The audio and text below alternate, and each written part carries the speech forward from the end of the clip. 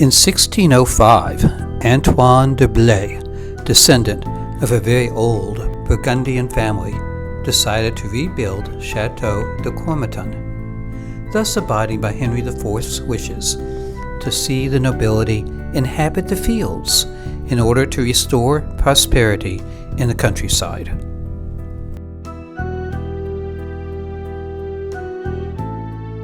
Antoine's 11th child, Jacques, named his successor, completed the castle around 1624. Meanwhile, to solidify his rank as Marquis, at age 34, he married the 13-year-old daughter of France's treasurer and future Secretary of State. It was clearly a marriage for power, not love, and they occupied separate wings of the castle.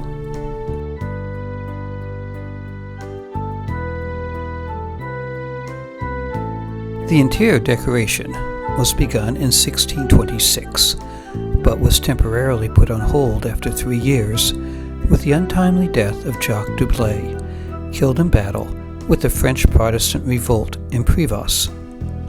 His 10-year-old son, Louis Chalon de Blay, succeeded him as governor of Chalon. His mother, the Marquise, acted as regent to continue the work.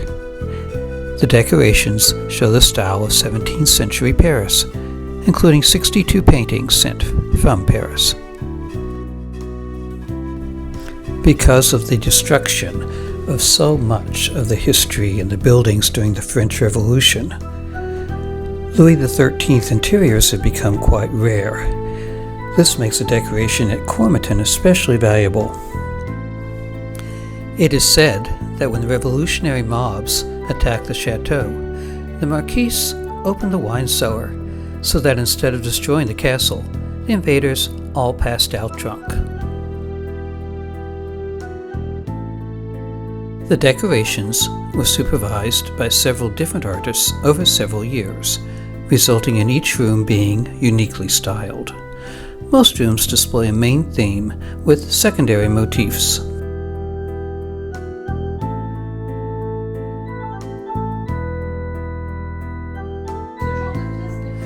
This small room was the Marquise's study, or, in French, Le Cabinet de Harmonie. The symbolism of the main paintings refers to religious rites in honor of the goddess of wheat, which was the namesake of the family. The blue color expresses detachment from the values of this world, while the gold denotes the light of God and absolute perfection. This room is called the Cabinet of Curiosities. In the 17th century, all noblemen had such a place to display the weird and eccentric items they collected from around the world.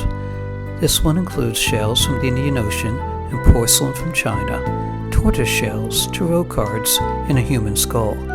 The cabinet, made in Antwerp in 1630, is decorated with paintings done on glass.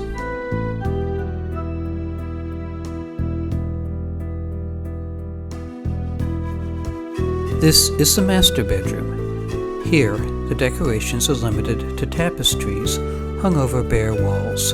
This is the more traditional method of 17th century style.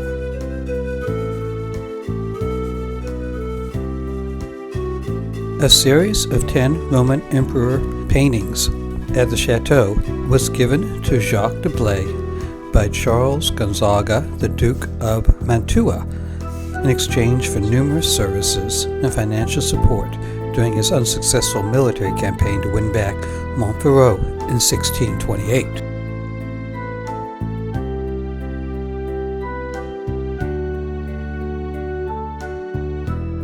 In 17th century France, red in the bedrooms was the traditional color of power, often associated with palaces, particularly in the construction of Versailles.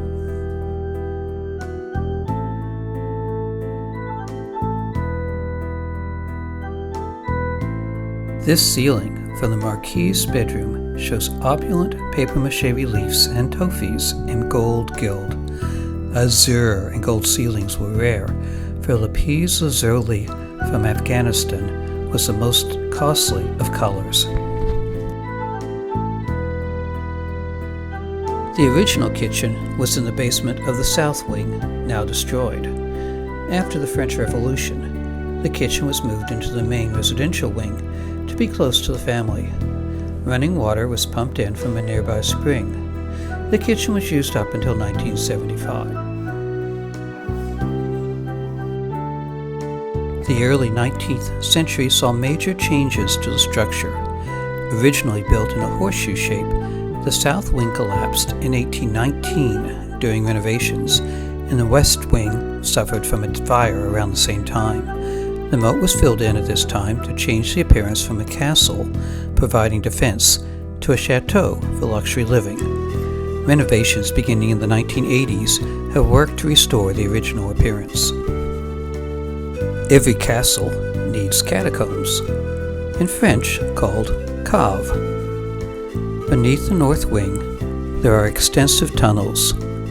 Some were used for provisions, such as this wine cellar, and some used for other purposes, such as a prison. Equally impressive to the chateau are the 25 acres of manicured gardens, complete with its own moat.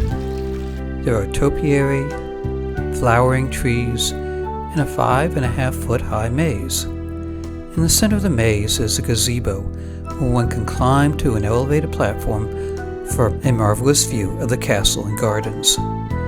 Here's a video of me wandering lost in the maze.